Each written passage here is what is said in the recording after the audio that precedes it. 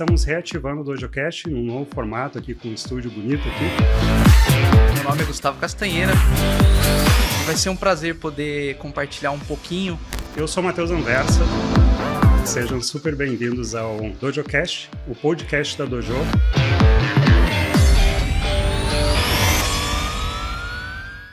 Boa tarde a todos os espectadores. Sejam super bem-vindos ao DojoCast, o podcast da Dojo, que tem como intuito desmistificar o tema de dados, falar sobre curiosidade, sobre inovação, falar sobre IA generativa. Vamos falar muito sobre isso hoje aqui. Estamos bem contentes que estamos indo para o 5º episódio hoje. 5º episódio, finalmente. Agora o Gustavo aqui do meu lado, tá? Tá sempre pulando de lá para cá, mas hoje ele tá aqui do meu lado, meu junto Deus, como o bobo host. da corte pulando, né? Bom, sou o Matheus Anversa, estou como o CEO da empresa, sou um dos fundadores da Dojo. Hoje aqui novamente como host do programa, mas hoje com co-host, que é o Gustavo Castanheira. Obrigado. Hoje nós vamos falar sobre um tema que está muito em voga atualmente, que é sobre IA generativa. Muitas pessoas estão falando sobre isso, tem muita especulação em relação a esse tema, mas como missão nossa do DojoCast, a gente está sempre tentando transmitir conhecimento, mas principalmente de uma forma simples. Então o nosso intuito hoje é dar uma aterrissada um pouquinho nesse tema, tá? Para isso temos 2 candidatos, eu vou falar candidatos novamente, mas eu sei que são convidados, porque na última vez eu falei candidatos, agora eu gostei de usar virou isso. piada, vai Agora ser sempre candidato. Vai ser sempre candidato. Só precisa descobrir candidato ao quê, né? Pois é. Não, temos 2 convidados super especiais, são pessoas que já trabalham com a gente aqui há um bom tempo já na Dojo, que eu vou deixar com que vocês já se apresentem. Hoje, então, nós vamos falar sobre IA generativa, vamos tentar aterrissar um pouquinho esse tema, tentar trazer um pouquinho mais de conhecimento aqui para os espectadores e debater de uma forma super aberta, super tranquila aqui. Então, inicialmente, eu vou pedir primeiro só para o Castanheira se apresente novamente, para quem não viu os episódios anteriores. Hoje estamos indo para o 5º episódio, então tem mais 4 se quiserem conhecer um pouquinho do Castanheira. Primeiro você se apresenta e depois eu passo aqui a palavra para os demais. Vamos seguir a Proforma, né? Proforma. Bom, eu sou o Gustavo Castanheira, estou como CTO e também lidero a frente de consultoria hoje da Dojo. Também sou um dos sócios fundadores. E tô aqui pra gente entender um pouquinho mais desse mundo de IA. E eu vou repetir a palavra que tu tanto fala, desmistificar. Porque tem tanta coisa sendo falada, a gente vai tentar aqui trazer um pouquinho de pés no chão para todo mundo, tá? Então, tô feliz aqui, obrigado mais uma vez pelo convite, quer dizer que você não enjoou de mim ainda, então pode me convidar para os próximos, se quiser. Mesmo se eu enjoasse como sócios, a gente tem que continuar o caminho, então não tem muito o que fazer. Mas agora eu passo aqui a bola aqui para Clayton, Kevin, quem quiser puxar a frente aqui e se apresentar. Beleza, acho que eu vou puxar então. Eu sou o Clayton Pereira. Eu estou como engenheiro de integração no momento e também como pesquisador na área de inteligência artificial. Sou formado em ciência da computação e tenho um mestrado em computação aplicada. Eu sou o Kevin Zarturelli. Como é que fazia Didi Mocó na época, né? Quem conhece, né? Tá certo, eu também não sei. Mas sou físico de formação, então tenho bacharelado, mestrado, doutorado em física. E hoje estou como cientista dado-chefe na Amazon, certo? CDS, parece uma banda de K-pop. Muito obrigado por vocês estarem aqui hoje com a gente. O Cleiton, inclusive, se deslocou para estar aqui em Florianópolis para esse momento. Vamos começar aquecendo um pouquinho os motores e vamos falar então sobre IA. Mas não é um golpe de karatê do Dojo aqui. Falar um pouquinho sobre inteligência artificial, tá? Eu vi recentemente uma apresentação de vocês que eu aprendi, eu acho que nós aprendemos muita coisa mesmo, que começou muito sobre uma visão um pouco mais histórica, tá? E ninguém sabe exatamente, quando começa a se falar sobre esse tema, todo mundo pensa que é um tema extremamente recente, né? Que é de agora, porque agora está sendo muito falado. Mas onde é que começou toda essa brincadeira de IA? Bom, então a IA ela é um termo guarda-chuva, né? Ela envolve muitos campos. Então, na realidade, ela está vindo aí desde os anos 50. Certo? A gente tem, por exemplo, o pai da inteligência artificial, é considerado hoje o Alan Turing.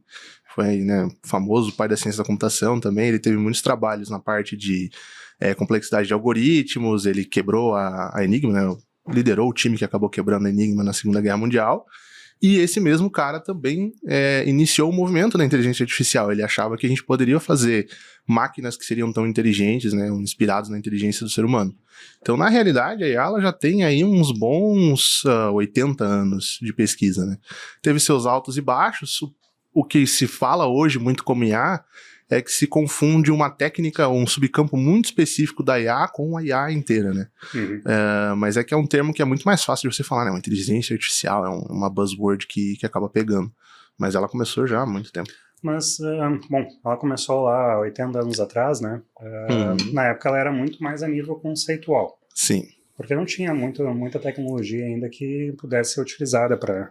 O pessoal fazia em placas de circuito, né? Era completamente elétrico, né? O pessoal, nos anos 50 a gente tinha o cérebro positrônico, né? Que era uma pequena plaquinha que ela conseguia, ela tinha 2 entradas, né? Positivo e negativo, representando verdadeiro e falso, e uma saída, e ela conseguia aprender, digamos assim, mexendo ali nos circuitos lógicos, aprender um algoritmo simples. Então ali você já tinha uma espécie de inteligência que você estaria fazendo na máquina, mas isso precede o computador moderno. Mas o que diferencia, tá? Quando eu começo a escutar, minha cabeça começa a fervilhar aqui. O que diferencia uma inteligência artificial do que um conjunto de regras aplicado dentro de uma placa, por exemplo, elétrica ali? Nada. Então, por que a gente pode chamar de IA? Porque, olha só, a ideia da inteligência artificial, ela é muito menos impressionante do que quando a gente fala, por exemplo, de aprendizagem de máquina, sabe? A ideia da inteligência artificial é qualquer coisa que está tentando imitar uma inteligência humana. A gente tem uma piada muito antiga no campo que é, olha só a minha inteligência artificial, e aí é um monte de if else, sabe? E cara, tecnicamente aquilo é inteligência artificial, porque eu estou mapeando uma inteligência dentro de um algoritmo, né? Mas nesse caso, o que vai diferenciar essa placa positrônica do que a gente tem hoje primeiro que o que a gente tem hoje é digital, aquilo lá era analógico. Isso pode mudar, talvez seja um ponto interessante para a gente tocar. Mas não tem nenhuma diferença entre você fazer. Se você tem alguma coisa mecatrônica ali, que entraria no ramo da computação e está tentando fazer algo inteligente, é inteligência artificial. Então faria sentido até dizer, é justo dizer que IA é uma simulação de sistema e o aprendizado de máquina é aprendizado através dos dados? Seria, porque assim, o aprendizado de máquina, ele tá dentro da inteligência artificial, ele é um subcampo. Tá nesse guarda-chuva que você falou. Exatamente, então a gente não vai conseguir diferenciar os dois, porque, né, o que é inteligência artificial também acaba sendo um machine learning, né? Só que nem toda inteligência artificial é machine learning. É machine learning. Isso é legal. Não, eu não sei se eu estou entendendo errado, então eu posso dizer que eu tenho experiência com IA uma vez que eu fazia programação na faculdade. Pode, tecnicamente pode. Tem aí, cara. Se você faz você fez um conjunto de regras que emitia algum resultado na ponta. Se algum dia você fez um sistema especialista, tecnicamente você fez IA. Isso. Eu lembro na faculdade teve um projeto de um sistema especialista para avaliar algumas pestes em plantação. Cara, era assim um infinito de ifs. Era uma IA? Era uma IA. E era para disciplina de inteligência artificial da época. É um conjunto de regras, tudo cheio de if. Basicamente, ia olhar a coloração das folhas, algumas características na folha para dizer que tipo de peste ou que tipo de doença que tu tá tendo na tua plantação. Então já tenho muita experiência aí com IA ao longo dos anos. Pelo menos 15 anos de experiência. Sim. Os meus ifs eu acho que eram os mais inteligentes, é por isso que eu não fiquei programando. A inteligência artificial é um ramo de pesquisa, né? É um ramo de pesquisa. Mas a gente coloca inteligência dentro da máquina. A gente pode começar com o if-else. Eu tenho um pouco de preocupação com as curiosidades que vem na minha cabeça e se eu transformo elas nesse momento em perguntas ou não. Eu acho que sim. Porque quando a gente fala inteligência artificial, se a gente tira artificial, falar o que é a definição de inteligência também é um tanto quanto subjetivo, mas eu gostaria de escutar aí, não tem certo ou errado, tá? Porque eu também tenho a minha definição que eu fui aprendendo ao longo do tempo, vai. Certo. A definição de inteligência, tipo acadêmica, pelo menos como eu aprendi, é que a gente vai ter que diferenciar o que é conhecimento, inteligência e sabedoria. Tá. Né, são 3 grandes termos, que parece tudo igual, né? Qual a diferença de conhecimento? Mas se a gente trouxer um pouquinho pro lado de dados, né? O conhecimento é como se fosse a nossa base, certo? É o que a gente tem como verdade, é o que a gente tem como de dado, digamos assim. O conhecimento é o que eu consigo extrair desses dados, como, por exemplo, após uma análise de dados, ou uma a mineração. inteligência, no caso. Não, Então, isso, o conhecimento é a base. isso, o conhecimento é base. A sabedoria é o que eu consigo extrair dessa base. Consegue. E Tá. a inteligência é como eu consigo utilizar a minha sabedoria, que são os meus dados limpos ali, para tomar ações. Então é o algoritmo que toma, né, a parte que vai além da predição ali, que te diz o que fazer. Então é mais ou menos essa definição formal que eu aprendi, mas se você trouxer para o, né, linguajar mais coloquial, cara, inteligência é... Então, no teu conceito, estaria ligado ao fazer em cima da sabedoria? Exatamente. Sabedoria é quando eu tenho uma fonte de dados que ela já vai estar limpa, certo? Ela já foi extraída alguma coisa. Inteligência é como eu consigo agir em cima disso. Agir em cima disso. Exatamente. Eu só, na minha pré-concepção dos conceitos, só tinha uma inversão de conhecimento para inteligência, e inteligência é sabedoria aplicada no tempo. É só ter uma leve inversão. Tá usando a palavra daí de aplicação, que tá ligada a fazer. Sim. É. E para um físico, como é que é isso? Acho que eu não sou inteligente o suficiente para isso. Mas tu concorda com o que a gente está falando ou tem uma visão um pouco diferente? Eu acho que é bem complicado a gente definir, essencialmente, a inteligência, né? Então, acho que cada um... É muito subjetivo também. Depende muito do teu conhecimento, na verdade, né? Sim. Também. Total. Mas voltando um pouco para a IA idosa, né? Porque já está completando aí 80 anos, vai, em termos conceituais. Existiram marcos ao longo dessa trajetória, né? Podem citar alguns marcos que existiram? Muitos, né? A gente teve... é um campo de altos e baixos, assim. A gente teve épocas onde tinha-se muito hype, digamos assim, né? Muito investimento na inteligência artificial. Quando os computadores modernos surgiram e começaram a se popularizar, a gente tinha a necessidade de, vamos trazer a inteligência humana, que hoje é força de trabalho, para um computador, para a gente poder, né, auxiliar essa força de trabalho, torná-la mais rápida, mais eficiente, com menos erros. E aí a gente teve uma grande quantidade de investimentos nessa área. E ali a gente surgiu muitos campos que a gente tem até hoje em evidência, né? O machine learning ele se popularizou bastante durante os anos 70, né? Onde a gente começou a ter algoritmos um pouco mais complexos, a gente teve aplicação desses tipos de algoritmos para redução de ruído em telégrafos, para mudar mensagens, para auxiliar em certos exames médicos, que na época eram bem mais rústicos do que hoje, né? Porém, a gente teve um certo problema, né? Nesse primeiro marco, onde a gente explodiu, a gente entrou na era de ouro, né? A gente chegou a um problema onde as técnicas no momento não conseguiam resolver nada que não fosse linear. E isso foi uma pedra no sapato, assim, por um certo tempo, porque fez o pessoal perder a fé.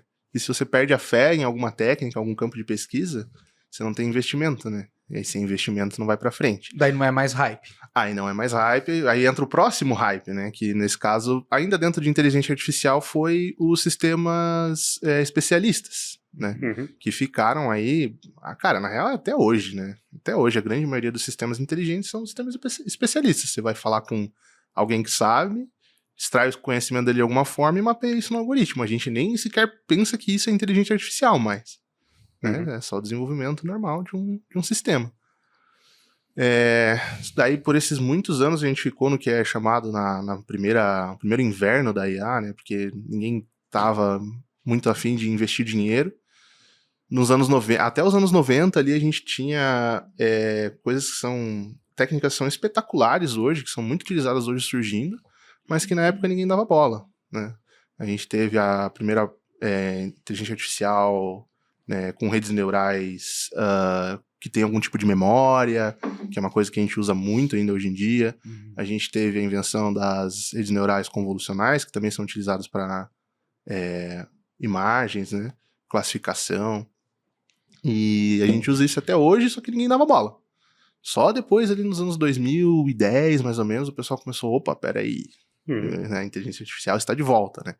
Que aí veio a nova buzzword, que é o Deep Learning, mais um marco aí, onde, agora a gente tem computação suficiente para fazer os modelos, a gente tem dado suficiente, na real mais do que o suficiente, vamos moer e ver no que dá, né? pessoal recuperou a fé, e aí agora a gente está onde a gente tem hoje, com IA generativa, né? O que é a ideia da IA generativa? É que ela tem uma habilidade emergente, né? É o que a gente foi descobrindo ultimamente.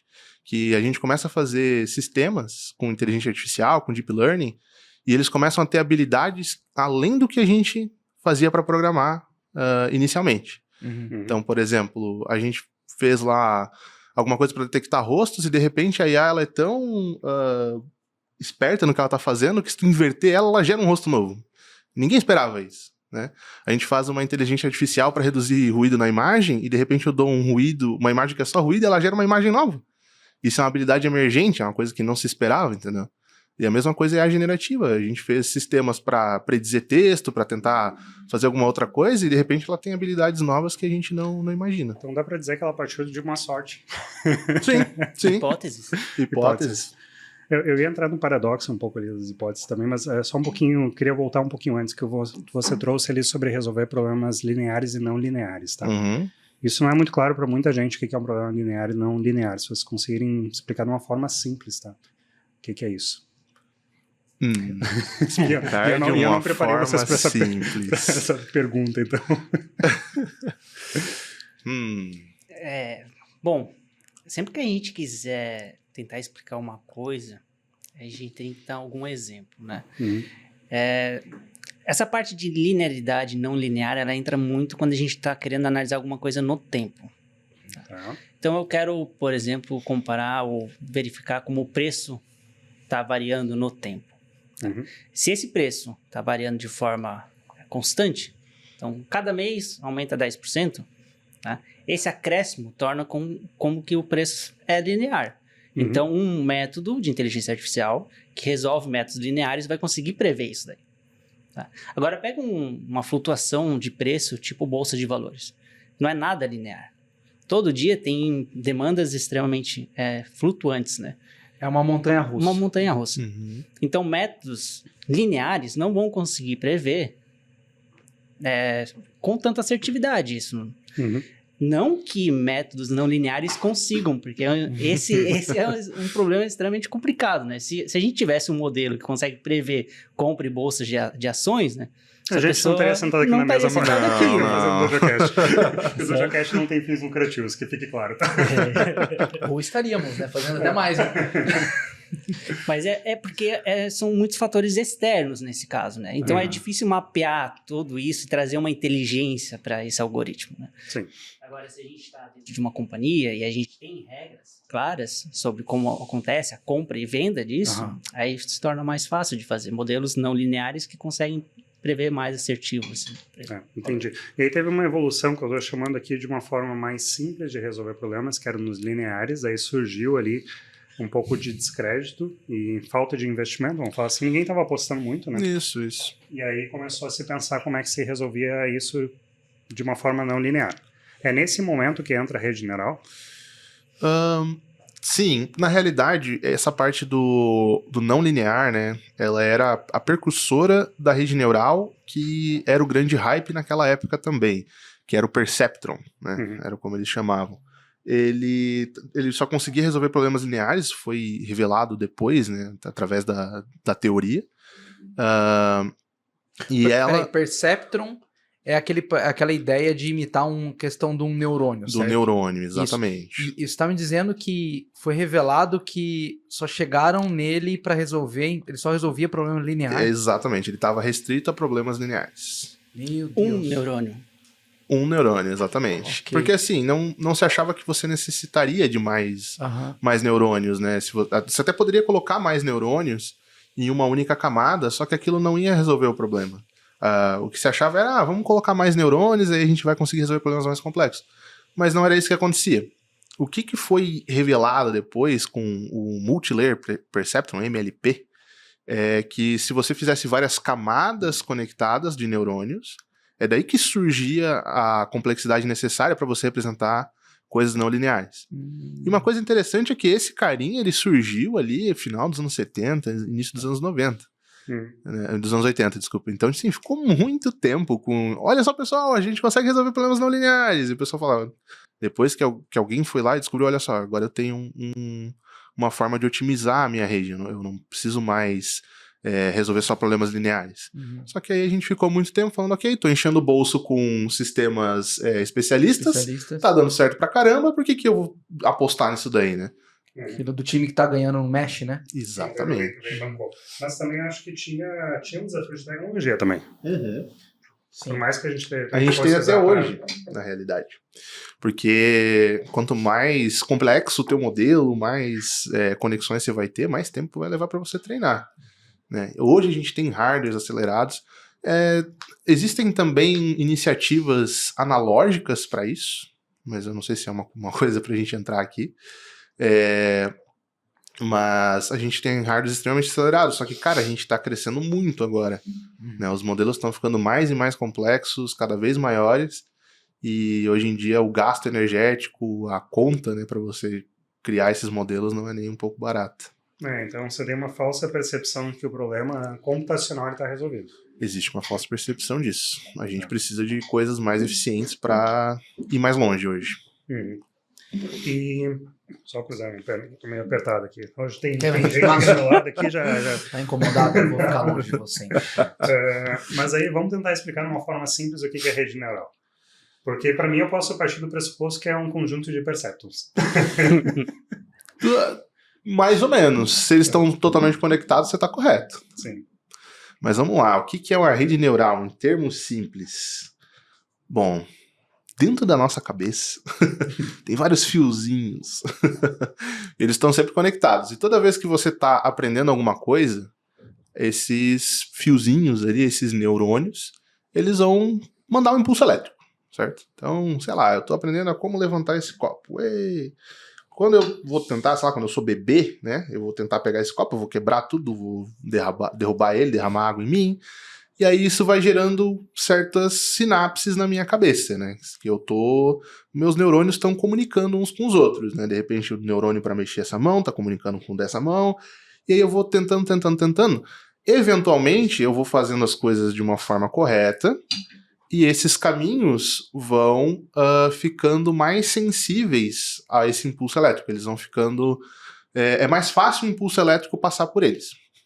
Agora, quando eu quebro o copo, minha mãe grita comigo, eu não quero fazer isso de novo, essa rede, esses caminhos, né, entre esses fiozinhos vão ficar menos sensíveis. Eu vou precisar de um sinal elétrico bem maior, um gasto energético muito maior, do meu neurônio para passar por aquele caminho de novo, certo? Então é quase como se fosse aquele... Tem uma foto muito famosa, assim, da grama, né? Tem um caminho que é um quadradinho, assim, numa grama, e o pessoal só vai reto, porque ninguém quer perder tempo, e quanto mais as pessoas passam por ali, menos a grama cresce, mais um caminho vai se formando. É da mesma forma. É mais fácil de você passar, daquela mesma forma na nossa cabeça, é mais fácil dos impulsos elétricos passarem. Então, dessa forma, eu vou, né, passar um impulso elétrico para mover o meu braço, e logo os neurônios da minha mão, certo, vão começar a se mexer, porque eu estou tentando pegar alguma coisa, e eu vou levantar, os impulsos elétricos que vão para o meu músculo aqui para levantar vão fazer também. E é assim que funciona, né, uma rede neural não artificial, uma rede neural biológica. É mais ou menos isso que acontece. Uma rede neural artificial é a mesma coisa. Só que ao invés de eu ter caminhos elétricos, são um monte de números, né? Eu tenho vários neurônios em várias camadas e eles estão conectados, similar a como nossos neurônios estão conectados. Toda vez que eu vou passar uma série de números ali para ele, ele vai fazer multiplicações e ir passando isso para frente. É o processo que a gente chama de feed forward. E no final ele vai ter algum número, alguma ação que ele vai me informar. A partir dali eu posso treinar essa rede neural, supondo um aprendizado supervisionado, que talvez a gente discuta o que é depois, né? Eu vou ter uma ação que eu gostaria que ele fizesse. E daí, dessa forma, ele pode fazer o que a gente chama de backpropagation, que é quando a gente vai comparar, então, essa resposta com a resposta que eu gostaria, e numericamente propagar esse erro para trás. Então, olha só, você disse que esse neurônio aqui, ele ativou para esse daqui, só que isso aqui me gerou uma resposta errada, você deveria ter ativado para esse daqui. Então, eu vou consertando esses sinais elétricos que estão ali representados por números, né? Tornando mais fácil ou mais difícil esse sinal elétrico, que é o valor da multiplicação final, a passar por aquilo ali. Aí depois de muitas tentativas, ele vai ajustar aqueles pesos, né? Vai tornar mais fácil ou mais difícil você passar um impulso elétrico. E aí ele vai aprender alguma coisa baseada naqueles dados. Tá, então quando tu tá fazendo os algoritmos que tu discute comigo, tu fala, não, mas aí a gente vai, tem algumas variáveis que eu vou calibrar os pesos, é justamente para esse caminho. Isso aí. Então a calibragem de peso é para dizer que eu tenho um caminho que é o da grama que ele precisa ser mais percorrido ao invés de o cara voltar lá para a calçada. Exatamente. Tá.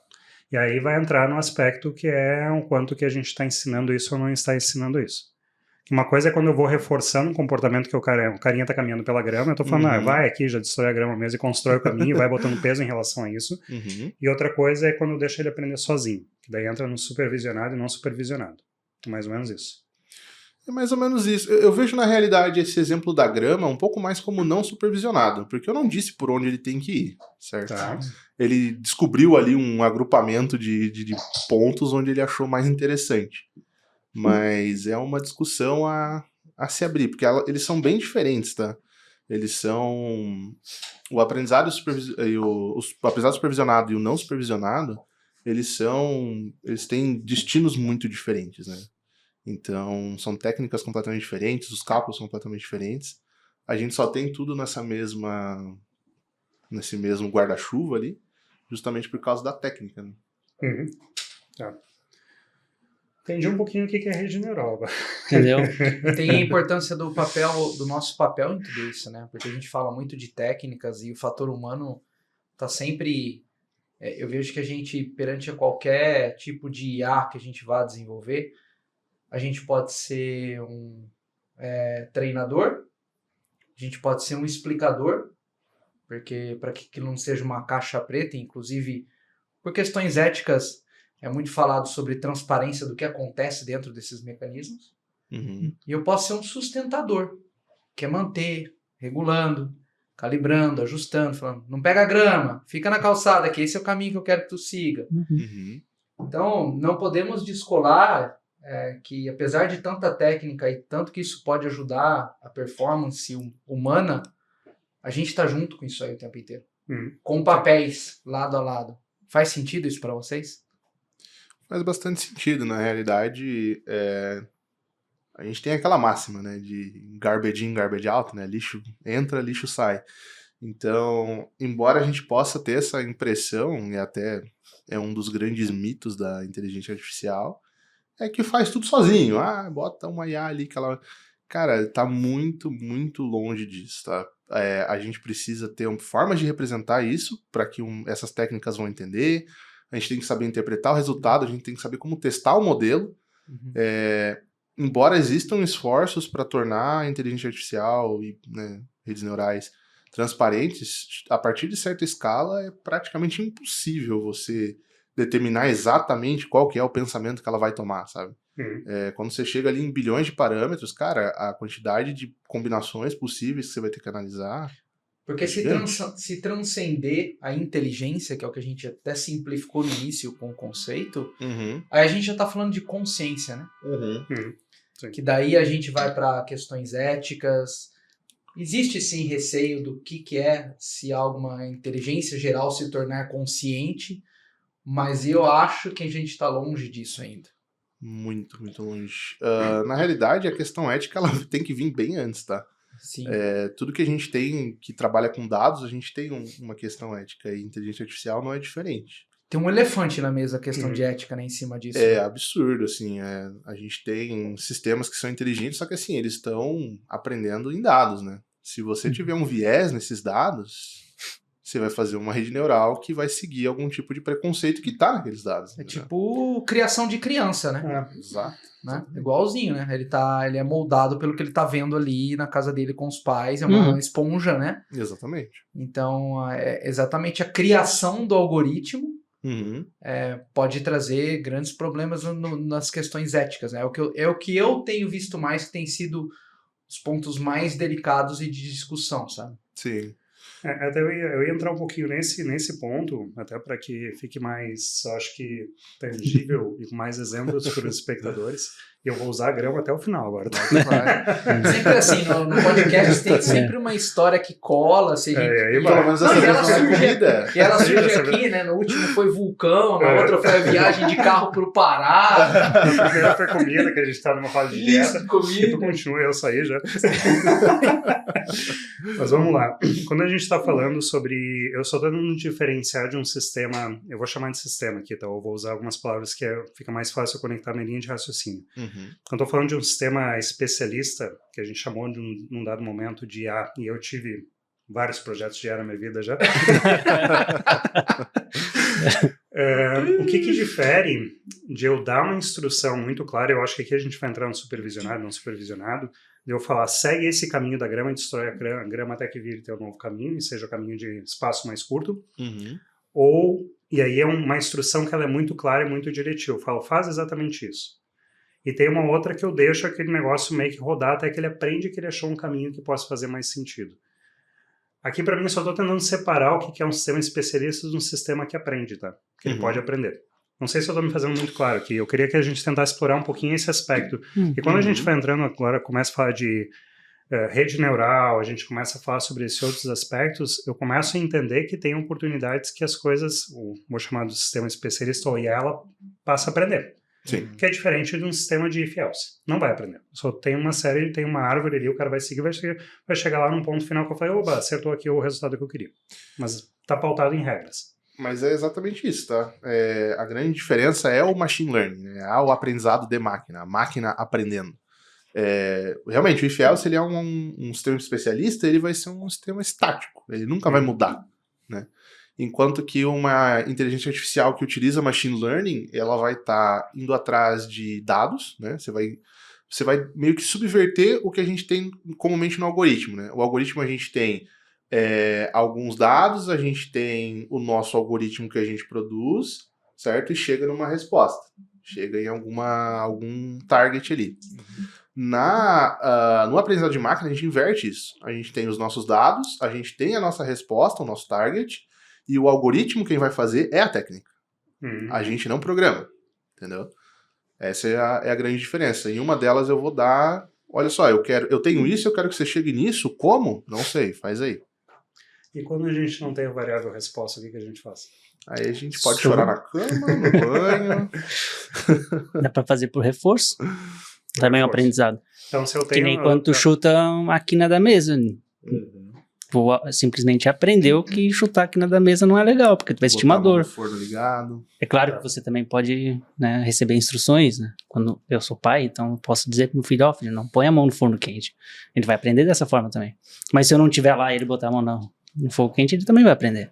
Então, quando a gente não tem as variáveis respostas, o que eu estou entendendo, a gente tem as entradas ali, que pode ser os dados e tudo mais, a gente tem o que a gente está buscando, só a gente não instrui. Ele vai dar um jeito de chegar nos caminhos. Exatamente. Mas se eu tenho somente os dados que eu quero explorar, eu não sei exatamente o que eu vou sair do outro lado, eu vou começar a chutar a quina para ver se dói ou não dói. Chutei, eu digo, é uma mesa, chutei, não doeu, é um negócio fofo que tem aqui no meio da sala. Nesse caso, pelo reforço, né, a gente tem que, embora a gente não tenha a resposta, a gente tem que ter pelo menos uma afirmação sobre a resposta do algoritmo. Nesse caso da mesa, os nossos receptores de dor aqui, né? Eu chutei, doeu, não vou fazer mais isso. Agora, se você não tem absolutamente nada e você não sabe nada sobre a solução, aí você pode fazer um não supervisionado, onde você tem só os dados e você dá para um algoritmo trabalhar em cima e tentar, né, agrupar esses caras por qualquer viés que ele encontrar ali, por qualquer padrão que ele vê. Tá. E aí, nesse caso específico, não tem nenhuma possibilidade de viés, porque é ele que está aprendendo. Porque a gente está falando aqui sobre a criação de algumas IAs que elas podem ser enviesadas pelo programador, né? Por vocês, no caso. Na realidade, você não tem como criar uma inteligência artificial que não tem viés. É matematicamente impossível. Discorra mais sobre. Porque assim, a realidade é que o machine learning é uma máquina de procurar viés. Ela é uma máquina de procurar padrão, entendeu? E você que vai estar dando os dados.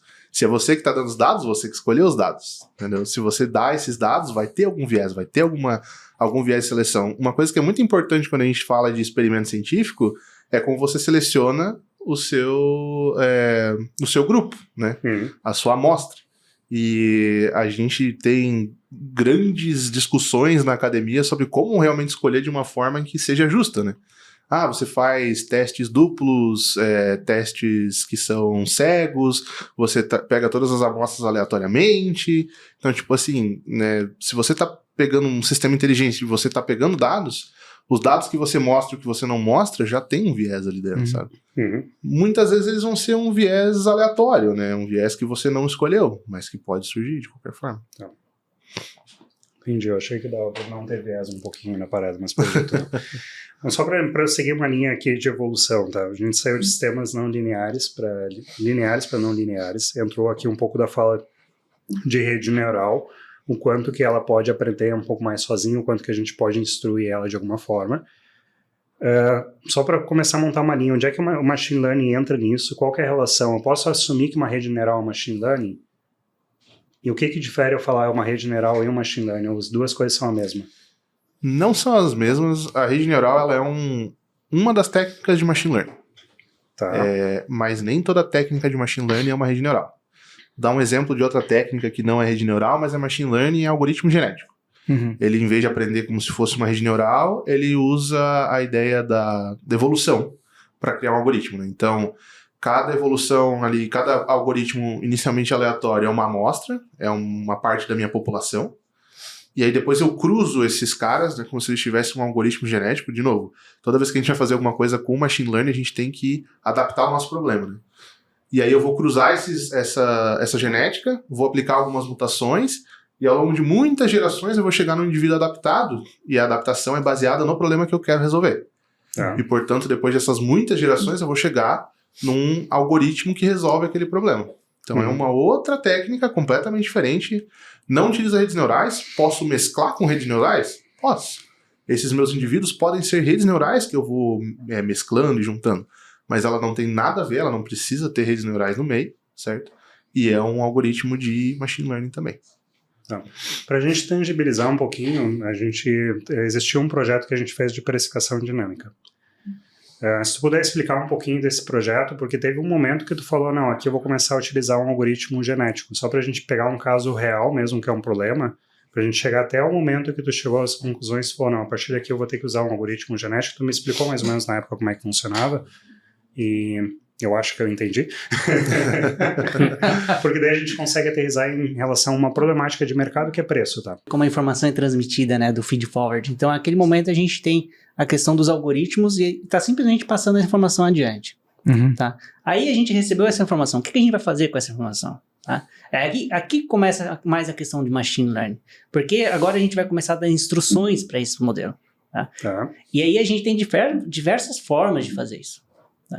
O algoritmo genético entra como uma dessas opções. Então a gente tem a informação sendo transmitida, sendo passada, e aí a gente vai criar agora várias cópias desse algoritmo. Tá? Então essa que era mais ou menos a ideia proposta para aquele projeto de precificação. A gente vai desenvolver um algoritmo, depois a gente vai fazer várias cópias desse algoritmo, e aí a gente tem a capacidade de rodar isso em paralelo dentro da cloud, a gente minimiza a questão de custo também dessa forma, e ao invés de usar um processo natural de backpropagation, onde a gente passa por todo o treinamento e vai ajustando os pesos, a gente pode simplesmente usar essa questão do algoritmo genético, e a gente vai alimentando, dizendo, esse algoritmo aqui foi o que trouxe a maior margem, tá? Então a gente vai pegar esse algoritmo.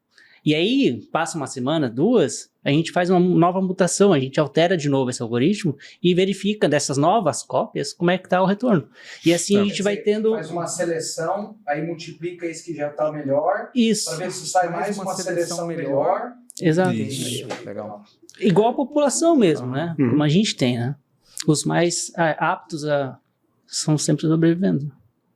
Tá, então dá para entender que até o problema da precificação que a gente estava trabalhando na época era muito mais em relação a como que a gente entendia qual que era o melhor preço, não a partir de uma precificação que estava meio que definida pela empresa, mas olhando as características que cada um dos produtos tinha e olhando outras variáveis que a gente fala mais de mercado, dólar, etc. Então tinha uma série de variáveis que a gente colocava dentro de um algoritmo. Num primeiro momento, o algoritmo tu ia pesando ele antes de chegar no genético. Tinha uma etapa primeiro que era uma rede neural, é isso? Sim. Tá, então a primeira era uma rede neural para ele tentar descobrir qual que é o melhor caminho para passar pelo meio da grama e detonar a grama.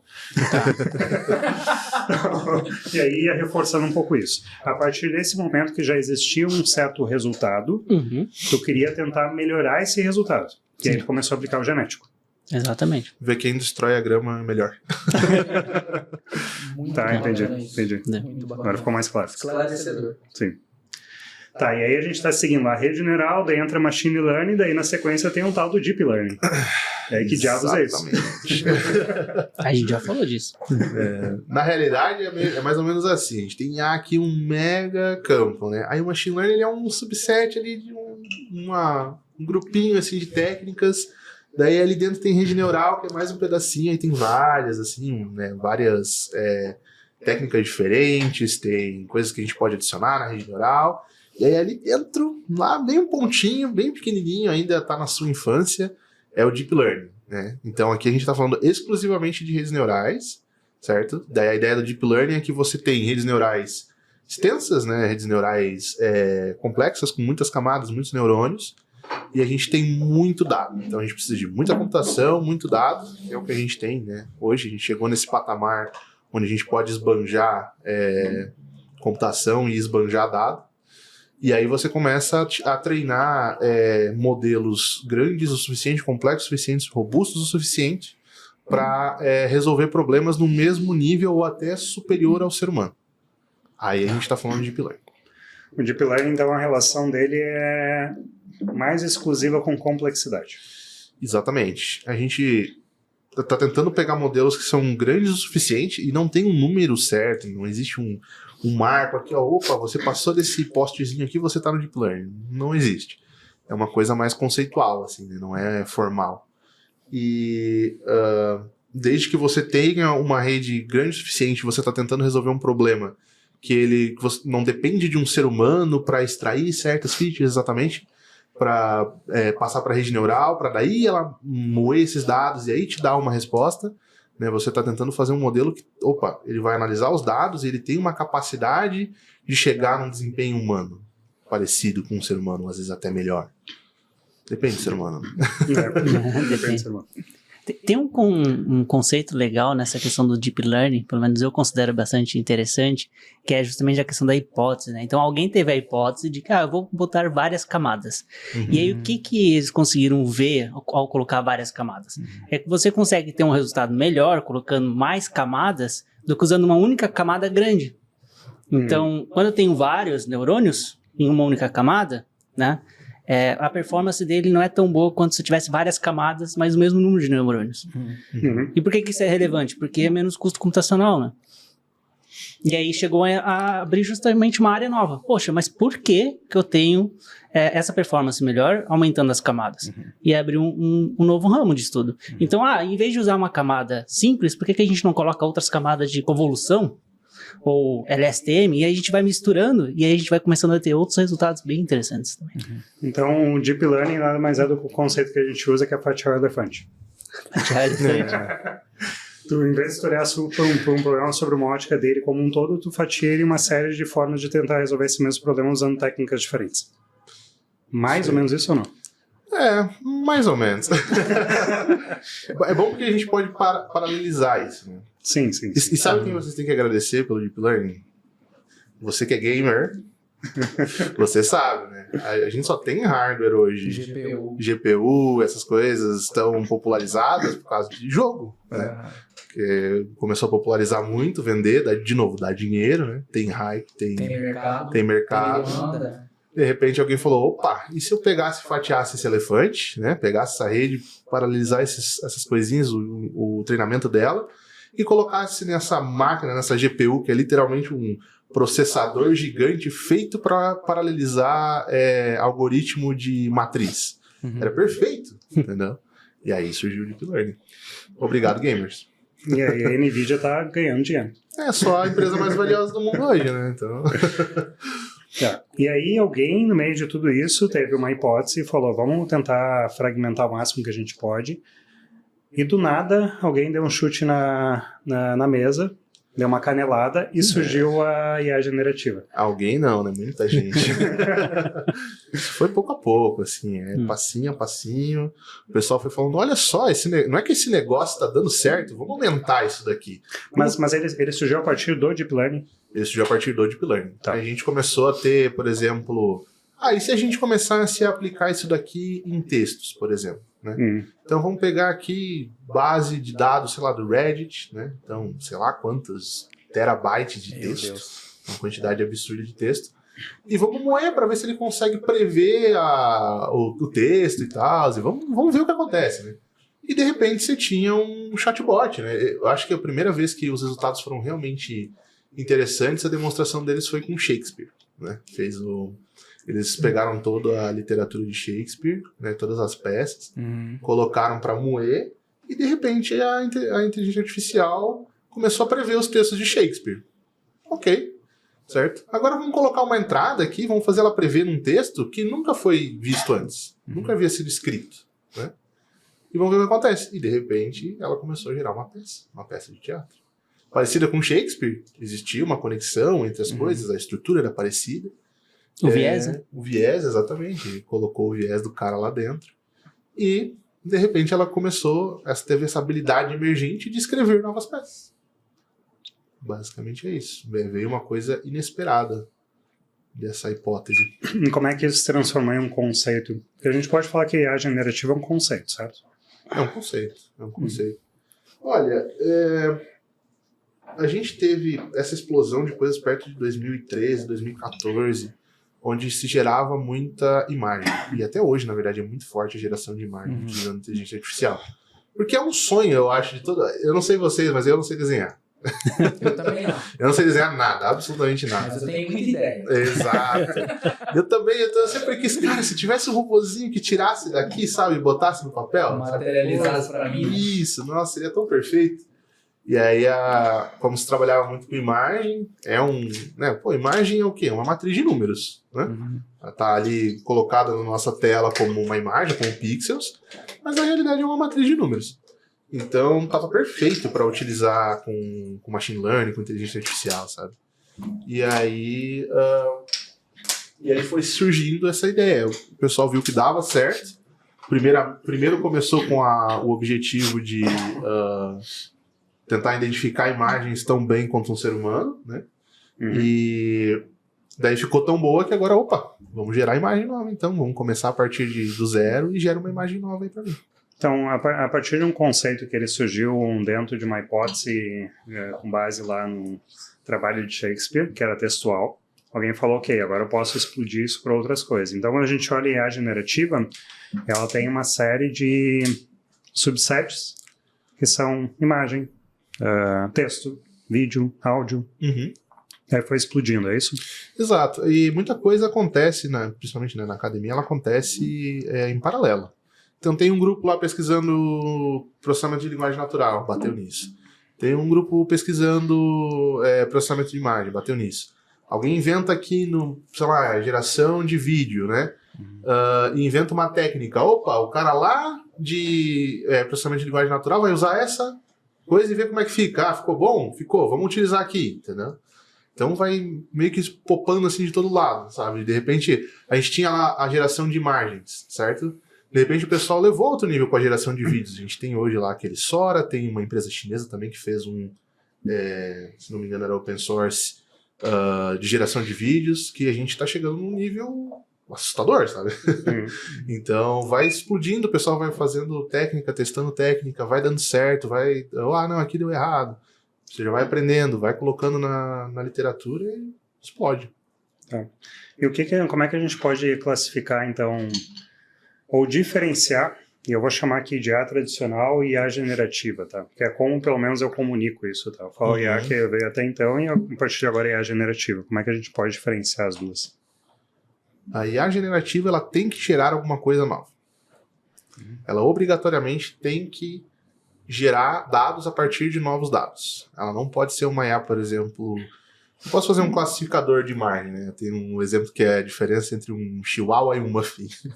Parece muito fácil, mas depois você vê umas imagens, você sabe, batendo o olho bem rápido e fica, não sei. Tem que pensar um pouquinho. Então, você pode fazer um classificador, sabe? Só que esse classificador, ele vai dizer, chihuahua, muffin. Só que ele nunca vai gerar um muffin, ele nunca vai gerar um chihuahua, entendeu? Para ser IA generativa, você tem que gerar alguma coisa no final. Entendi. Então, o conceito basicamente é geração, mas através de uma interação. Ela precisa ter alguém que interaja com ela, e esse alguém pode ser um humano ou pode ser uma outra IA, mas ela precisa ter algum tipo de interação. Quando tu olhou para cima, eu fiquei perguntando o que está se passando aí agora. Tu precisa de uma informação, né? Essa IA generativa precisa de uma informação recebendo.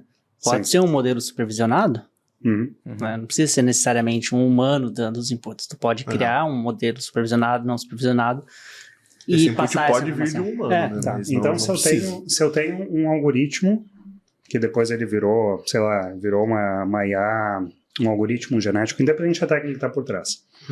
Mas ele tem uma capacidade de aprendizado, certo? Ele está aprendendo. E se eu uso isso como input de uma outra IA, que ela é um pouco, vamos chamar IA generativa, que ela tem capacidade de gerar coisas, eu posso fazer com que isso fique trabalhando meio que em conjunto e eu vá gerando muitas coisas, certo? Uma IA... Eu tenho uma IA que está aprendendo, vamos pegar um problema específico aqui, que é vamos voltar para grama, tá? Tá certo. Está aprendendo agora a atravessar um gramado de futebol. Ela está aprendendo constantemente. Então ela está aprendendo por si só. Isso Perfeito. pode ser machine learning, pode ser qualquer coisa ali, as técnicas indiferentes, tá? Mas no final dela, eu tenho, por exemplo, uma IA que consegue identificar se o que gerou, se esse caminho que foi gerado aqui foi através de um campo, foi uma estrada, foi, sei lá. Ela está aprendendo a diferenciar coisas e, de repente, criar coisas novas. Está classificando essas estradas. Pode ser. E você quer gerar estradas novas. Pode ser. Vamos viajar um pouquinho aqui. E aí você quer utilizar essa rede neural que classifica estradas para treinar essa rede neural que gera estradas? Essa é a ideia? Isso. Eu estou tentando entender onde é que a gente... Porque até então, hoje, a IA generativa está muito pautada, pelo menos no meu campo de conhecimento, muito pautada numa interação humana. Vamos voltar para aquela questão da rede neural com o algoritmo genético? Tá? Então a gente já tem um pré-prompt, de certa forma, escrito, dizendo, cara, se o preço está tanto e o custo está tanto, tu vai ter margem. Tá? Então tu pode botar umas condições estipuladas, essas condições vão vir de um modelo supervisionado, e como o prompt está pronto, ele só está recebendo as informações que estão vindo desse modelo supervisionado, ele pode trazer respostas. Então eu posso montar um modelo de inteligência artificial que vai receber os dados de preço, custo, tá? Vou montar uma rede neural, fazer um pré-treinamento dela, crio um algoritmo genético e envio, IA generativa, eu tenho esse conjunto aqui de modelos genéticos. Qual que é o melhor? Monto esse prompt fixo e ela escolhe e vai um processo cíclico. Entendeu? Então eu tive a primeira interação onde eu fiz esse prompt, mas não necessariamente eu preciso estar lá toda hora atualizando o prompt ou interagindo com ela. Ela está aprendendo a partir disso. Basicamente. E é difícil você tirar a interação humana da IA generativa, tá? É possível você fazer isso, mas pensa assim, a IA generativa tem que gerar alguma coisa, mas está gerando para quem? Né? É por isso que a gente tem hoje, por exemplo, a IA generativa de texto tão forte, porque é linguagem como a gente se comunica. E é meio inútil você criar algo novo se você não vai utilizar para alguma coisa. E geralmente quando você quer algo novo, é porque você está interagindo com um ser humano. Né? A gente vai querer criar algo para necessidades. A grande força da IA generativa é que ela consegue criar algo que é feito para você de acordo com as suas instruções, né? Mas você não necessariamente precisa do ser humano naquela ponta. Você pode ter um sistema, né? Pode ser uma rede neural, pode ser qualquer outra coisa, em que você recebe uma instrução, passa para essa IA generativa e obtém uma resposta. Na minha ignorância no tema, faz sentido que hoje tudo é muito via interação humana, muito através, até se vocês puderem depois esclarecer um pouquinho do papel do LLM nessa história de IA generativa, mas tudo hoje está muito em cima de prompt, porque ainda o ser humano não confia e está validando? É porque, na realidade, não é... É que ele não confia, mas é porque ele não deveria confiar mesmo. É porque... Mas eu acho que os dois, né? É. O que tu não entende, normalmente tu tende a não confiar muito. Né? Isso. É que também você... Primeiro, o grande valor é que você tenha algo feito pra você. Então, abandonar isso, você acaba perdendo um pouco do valor. Por isso que hoje tu tem chatbot, né? Pô, se o LLM lá pudesse conversar com o meu cliente e resolver exatamente o problema dele. Poxa, perfeito, né? Muito bom. Sim. É rápido, é eficiente, é 24 horas por dia. Quando ficar pronto? Então, se fosse tão fácil, né? Mas, poxa, você tirar essa interação humana é complicado. Agora, a pessoa não confia. Poxa, ela não devia mesmo, né? Um dos grandes problemas que a gente tem hoje dentro da IA generativa é o fato delas alucinarem. Ela vai tentar procurar padrão onde tem. Ela é uma máquina, principalmente o LLM, né? Perguntou o que é o LLM? É o Large Language Model, né? O modelo grande de linguagem. É uma IA generativa para processamento de linguagem natural. Ela vai tentar prever qual que é o próximo token, né? Que é o...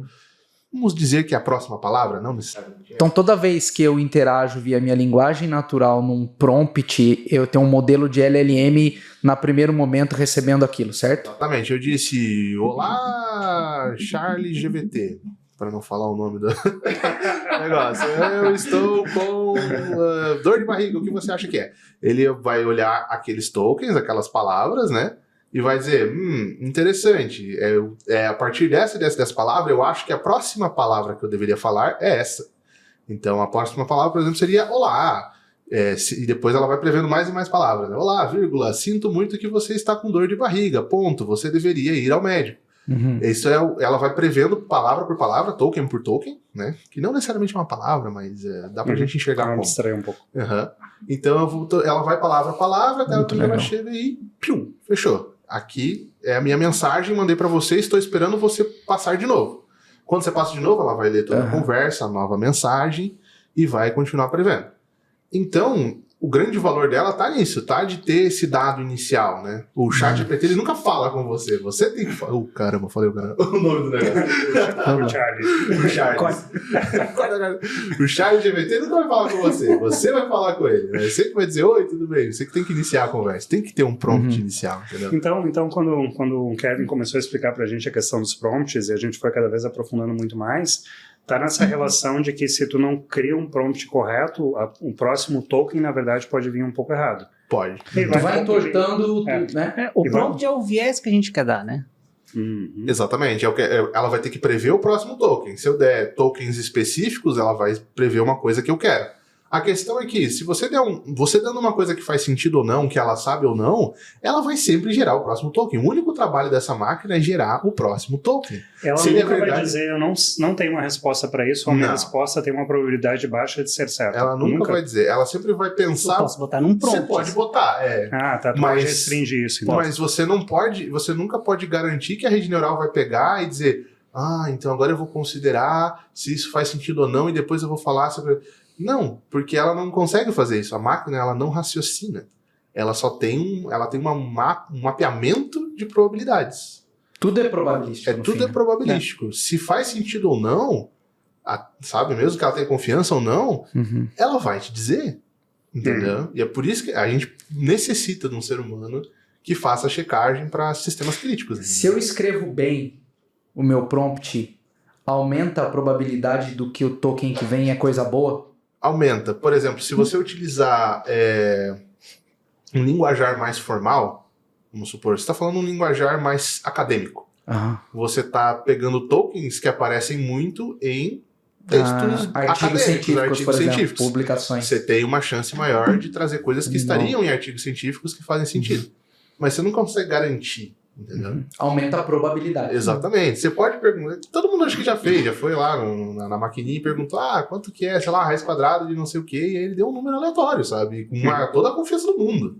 Sabe? Então é 3, mas não é, sabe? É uma coisa que o pessoal tenta eliminar, tenta fazer com que, né, adicionar sistemas que vão tentar fazer esse tipo de checagem. Por exemplo, o que a OpenAI fez nesse bot específico é que agora, quando você faz perguntas com teor mais matemático, ela roda um Python por trás para fazer o cálculo. Exatamente, porque não tinha confiança suficiente na própria máquina. Entendeu? Sim. Então, o que eu posso eu vou usar a palavra inferir aqui, tá? É que se a gente sai, digamos, e eu utilizo o conceito da LLM, que é uma interação mais textual. 100% simplificar, textual. tá? E aí, ao invés de utilizar dentro do Charles, que já está treinado, mas eu quero utilizar uma LLM em cima de uma base de conhecimento que é da Dojo, da nossa empresa. Ali. A gente tem várias informações. Teoricamente, para vir um melhor token, tem uma dependência de como que está a minha base, que é a qualidade desse dado, mas também a forma como interage. Perfeito. Mas isso, conforme eu for interagindo, ele pode aprender no tempo, ou eu preciso retreinar tudo, que daí é a diferença do chat 3.5, do Charles 3.5 para o 4, etc. Quando eu estou retreinando ele. Ou ele vai aprendendo e o token ele vai melhorando no tempo. Você pode fazer de algumas formas. Primeiro, essas LLMs que elas são mais gerais, como por exemplo da OpenAI, você pode enviesar aquela ideia utilizando um prompt pré-setado. Então toda vez que eu vou conversar com esse cara, ele tem um prompt, você é o helper da Dojo, você sabe isso, isso e isso sobre a empresa. E aí, a partir daquilo, você passa a interação do usuário com esse prompt inicial, certo? E aí ele extrai desse prompt o conhecimento que ele precisa. Outra coisa é você pegar um modelo, pré-pronto ali, pré-treinado, e treinar ele novamente, né? O que a gente tem, por exemplo, com o Charles ali, 3.0, 3.5 e tal, é que eles são modelos diferentes. Eles têm arquiteturas diferentes, né? Alguns modelos são maiores, outros são menores. A gente tem agora, por exemplo, o 4O, né? E o 4O Mini. Então, o 4O Mini, ele foi treinado na mesma base de dados, só que ele é um modelo menorzinho. Por isso, o custo dele é menor para rodar. Então, né, eles cobram de um jeito diferente. Então, você tem duas possibilidades. Uma é um pouco... você tem a capacidade geral dele e você passa um prompt. E outra é você tem a capacidade geral dele e agora você vai guiar ele para aquela informação que você quer que ele aprenda, para adicionar na sua base de dados para prever o token. São duas formas, uma é mais barata e outra é mais cara, né? Bem mais cara é você retreinar aquilo. Mas uma vez treinado, você tem um modelo que é só seu, né? Entendi. Vamos tentar entrar e aí no conhecimento de vocês, independente de casos de uso, assim, algumas aplicações que vocês têm visto, tá? Seja no mundo de negócio, seja no mundo de tecnologia, dessas tecnologias que estão vindo mais da IA generativa, que vocês, leram e acharam interessante, sabe, recentemente. O que eu tô vendo, que eu acho que pode ser bastante interessante, é criação de relatórios. Tá? Então, tu pega informações da empresa, como a gente tinha mencionado, preço, custo, margem, setores, e aí a generativa faz a análise dessas informações e te gera um relatório. Tá? Então, você pode ter um relatório executivo aparecendo todo dia ou toda semana, com informações sobre áreas, setores. Você pode fazer uma análise, você pode tomar decisões, ele te ajuda a tomar decisões. Né? Sim. E aí, um relatório, ele pode evoluir para daqui a pouco virar ele apontar, por exemplo, uma previsão futura, alguma coisa assim. Eu quero também tentar estabelecer, porque tem uma coisa que ela não é muito clara, tá? Onde é que está a fronteira quando a gente fala sobre IA que é mais tradicional, que eu vou resolver um problema que ele é muito específico, e eu vou utilizar uma série de tecnologias e técnicas para isso, e é onde eu estou no âmbito muito mais de conseguir explorar e criar coisas, que é como eu olho a generativa, tá? Eu olho ela muito sobre a ótica de criatividade. Uma coisa é, tu tem uma série de dados e tu fala, agora eu quero que ele me gere os relatórios aqui, mas eu não consigo exatamente gerar esses relatórios, então tu usa aquilo ali, ela vai te trazer os relatórios. Mas agora que eu estou aprendendo em cima desses relatórios, eu quero que ele me dê predições. Ela consegue entrar nesse tipo de problemática também ou não? A IA generativa? Não. Assim, a gente... É aquela questão, é sempre importante que a gente dê as instruções corretas. Então, se a gente monta um modelo supervisionado que está alimentando isso, ela... Assim... Entendeu? Consegue, mas ela pode viajar, entendeu? E você não sabe. Tu não vai tomar uma decisão muito assertiva, né? Você é um auxiliar, tá? Sim. Não vai te substituir. Tu vai ter as informações lá de ponta, vai te evitar ter que fazer todo um processamento, às vezes vai evitar ter que olhar um dashboard, um BI, tirar as informações desse BI, tu vai ter tudo num papel, meio que já dizendo quais são os fatores críticos, né? Então, a partir dessa leitura do relatório, a tomada de decisão é sempre da pessoa. Não? Sim. Então, o que eu posso dizer é que para coisas que são mais... precisam de um estagiário, um auxiliar. Não, é que eu hoje vou colocar uma outra linguagem, vai. Ela vai funcionar muito bem quando eu não estiver utilizando a habilidade de criação dela. Mas eu quero resolver problemas que são problemas do meu dia a dia e que eu não consigo exatamente fazer alguma coisa, então eu uso ela para criar um relatório para mim. Agora que eu entendi exatamente como é que minha empresa está operando, estou entendendo um pouco do porquê das coisas, eu quero pegar, por exemplo, a questão do preço. Eu já tenho mais ou menos ali um entendimento no meu preço, mas eu quero apontar uma tendência de preço. É melhor eu ir para os algoritmos mais tradicionais. Sim. Então, toda vez que eu estou falando de predição futura, tradicional, teoricamente, aí, quando eu estou falando tradicional, machine learning, deep learning, todas as técnicas ali é onde eu vou conseguir obter mais resultado. Não generativa. Então, a eficiência de predição está mais nesses algoritmos mais tradicionais. Com certeza. Que são mais custosos de desenvolver. Deixa eu falar o custoso aqui. O custoso eu estou falando que eu preciso ter pessoas como você, cientistas de dados, caras que têm o conhecimento nas técnicas. Que não está pronto ainda, né? Não está pronto. Tu não Então, tem o meu curso está mais nessas pessoas. Tem as pessoas que sabem desenvolver esse tipo de modelo. A generativa não tem esse tipo de curso. Eu tenho um curso já está pronta. eu tenho um outro curso de processamento, etc. Algumas outras cursos que Alguém eu já teve o custo, né? Exatamente. É que assim, Verso, eu vejo que a IA generativa, ela tem o valor dela quando você consegue extrair valor de ter mais de algo, certo? Então, por exemplo, um relatório, né? O relatório é uma coisa meio chata de fazer, às vezes eu levo uma semana para fazer, aí a generativa consegue fazer para mim em 5 minutos. Perfeito, eu vejo valor.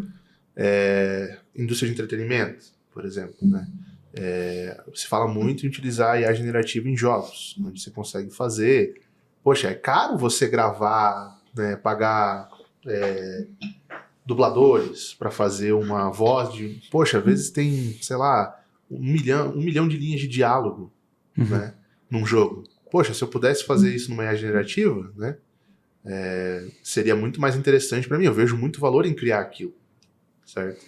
Agora, quando você está pensando em não é uma coisa que, poxa, eu estou querendo criar mais eu estou tentando criar uma análise, né, como por exemplo a ideia do preço.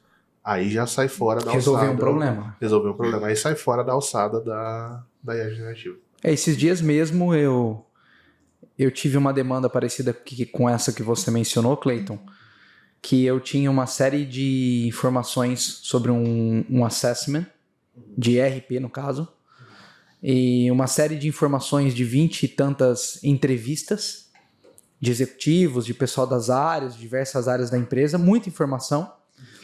E eu fui desafiado em montar um heatmap de oportunidades baseado em todo esse material do assessment. Então, em vez de eu bater cabeça em criar os critérios de dimensões, montar um heatmap, um mapa de calor, eu conseguiria chegar? Conseguiria. Talvez eu demoraria alguns dias. Eu basicamente dei todo o contexto para a IA generativa, expliquei, dei os dados, contextualizei e pedi para ela gerar o heatmap. E eu não confiei de primeira, peguei o heatmap, fui avaliar se faz sentido porque eu tenho contexto, eu que fiz o assessment, avaliei o resultado daquele heatmap, falei, nossa, legal, faz bastante sentido, pegou exatamente os pontos, ou os meus vieses, pegou exatamente os pontos que eu gostaria de mostrar naquele mapa de calor. Então eu falei, eu acho que eu vou além nessa análise, eu vou tentar ver um Pareto para corroborar com o meu heatmap. Acho que eu vou mais um pouquinho, porque eu tô entendendo, eu entendo o que ele tá me retornando. Eu tenho condições de falar, tá ruim ou tá bom. E ainda me dá alguma causalidade, ou alguma correlação, ou algum insight baseado no estudo. E saiu coisas muito interessantes. Mas me salvou um tempo gigantesco. Mas eu tive o tempo inteiro controle e condições de criticar e avaliar o que estava saindo. Esse é o uso perfeito da IA generativa como a gente tem hoje.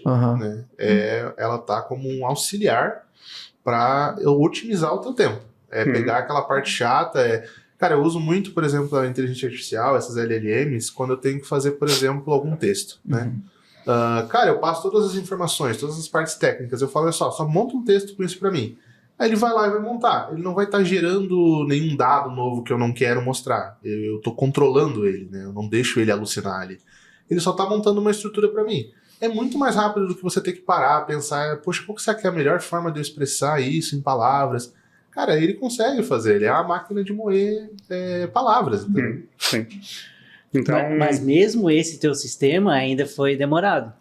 Porque a gente poderia ter sistemas que tu ia receber isso por e-mail. Ah, sim. Se a gente tivesse a confiança, né? 100% ok. Eu tava bem devagar e tava assim, tentando ser muito bom no prompt. Pra garantir que eu tava conseguindo passar pra ele realmente o que foi capturado naquelas 20 e tantas reuniões de assessment, sabe? Então eu li cada palavra, eu tentei entender tudo, eu despendi ali algumas horinhas assim. Poderia ter sido minutos. Então, uma das grandes oportunidades que a gente tem hoje é utilizar ele como workers, né? Que a gente vem falando já. Exatamente. Então, nesse sentido de conseguir melhorar a eficiência de coisas que a gente tem que fazer no nosso dia a dia, em alguns momentos até entregar com um pouco mais de qualidade, mas desde que tu consiga controlar um pouquinho o que está sendo como resultado, ou no mínimo criticar o que vem como resultado para não afirmar que aquilo ali está correto. Isso aí, partindo do pressuposto que tudo que sai dali sai sempre correto. Porque tem um token que pode ter dado uma bloqueada no meio do caminho. Pode. Entendi. Tirando isso, vocês veem alguma outra oportunidade, assim, que vocês têm visto, algumas tendências de utilização? A gente tem muita parte de suporte ao cliente, né? Porque toda a parte de documentação, de ajuda, de FAQ, hoje ela é muito engessada. Às vezes você precisa de uma ajuda muito específica em algo muito certinho ali. Poxa, eu fiz isso e aquilo, só que eu não tô achando tal coisa. Sabe, você tem que passar a mão no telefone e ligar para alguém, ou abrir um site, ver um FAQ, procurar, né, às vezes com texto, aí o texto você não sabe exatamente como é que tá formatado. Cara, se você tem um chatbot, que ele tem todo o conhecimento da empresa, todo o conhecimento, toda a documentação, ele vai conseguir resolver para ti. Entendeu? Uma interface rápida, você não precisa ligar, certo? Você não precisa de alguém estar ali realmente 24 horas por dia, o bot nunca dorme, né? Então, a qualquer momento, poxa, deu 3 da manhã, não consigo utilizar alguma coisa no meu sistema. Olá, bot, estou tentando fazer tal coisa, o que eu faço? Ele vai me dar todas as instruções perfeitas.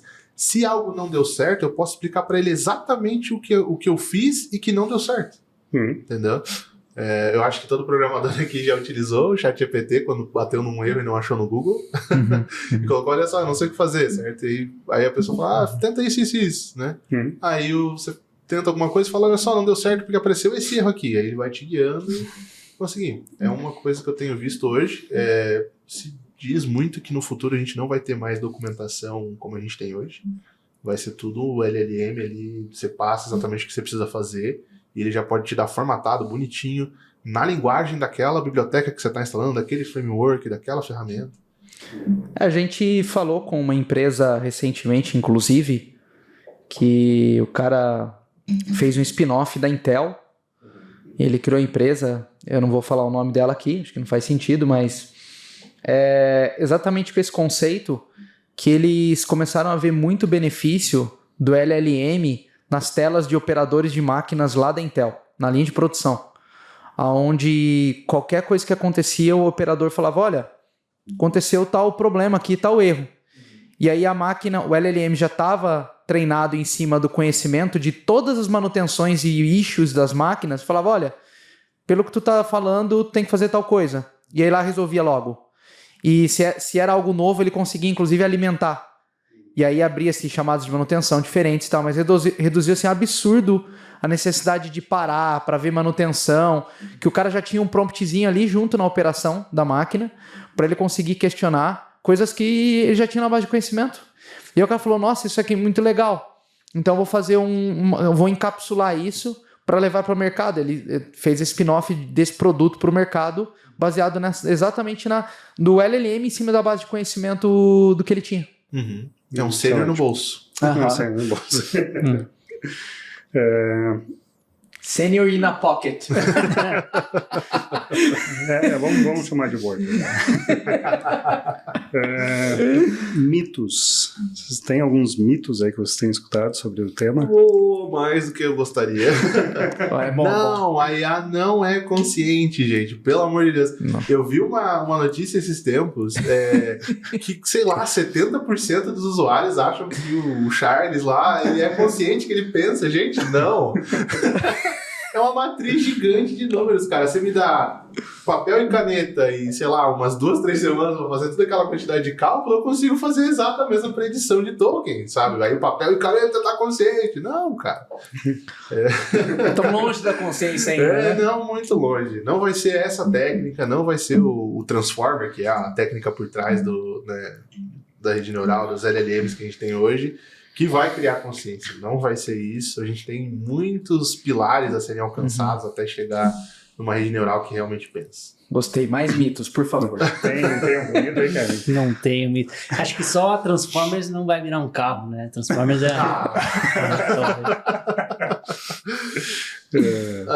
Outro mito que a gente tem bastante, eu acho que na parte de geração de imagens, é que a IA é um artista que copia. Não, galera. A IA não é um artista, ela não copia quadrinhos da sua imagem e só troca a assinatura, não é isso. A rede neural ela não tem uma base de dados depois que ela foi treinada. Ela só tem os pesos, ela aprendeu naquelas imagens, certo?